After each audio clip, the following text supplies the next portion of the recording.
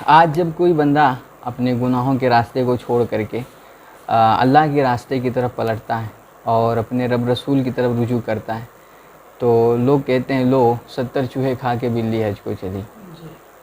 میں کہتا ہوں بھائی 70 چوہے کھا کر کے اگر بلی حج کو جا رہی تو تجھے کیا پرابلم ہے؟ اگر جا رہی تو جانے دو، ورنہ اگر رکے گی نا تو 70 اور کھا جائے گی۔ تو اس لیے کہنے کا مطلب یہ ہے نا، کسی کو طنز نہیں مارنی چاہیے۔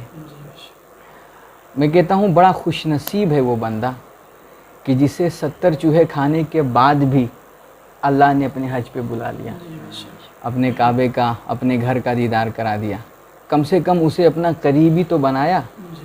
اور تم نے اگرچہ ایک بھی چوہا نہیں کھایا مگر پھر بھی دوسروں کی عیب جوئی کر کے، دوسروں کی غیبت کر کے تم اللہ کے قرب سے ابھی تک محروم ہو۔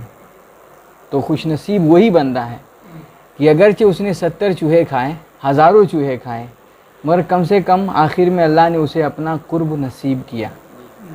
تو کہنے کا مطلب نا، جب کوئی گناہوں کے راستے کو چھوڑے اور وہ رب رسول کی طرف رجوع کرے تو یار اس کی ثابت قدمی کی دعا کریں۔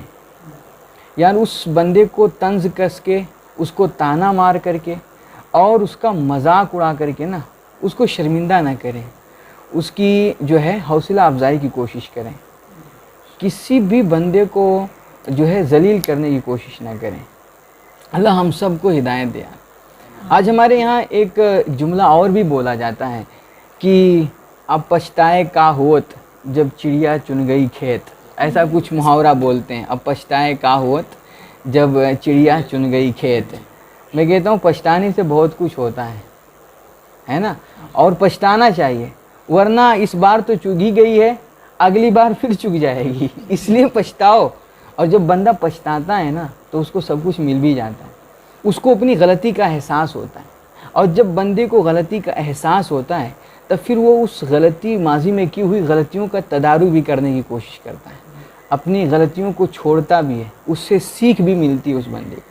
اس لیے یہ نہ کہو کہ بھائی اب پچھتائے کا وہ، تم کہہ رہے ہیں کم سے کم اپنی غلطی کا احساس تو ہوا بندے کو، تو پچھتانا چاہیے، اور جب پچھتائے گا تو اگلی بار اس کا تدارک کرے گا اور اس غلطی سے کچھ سیکھنے کی کوشش کرے گا۔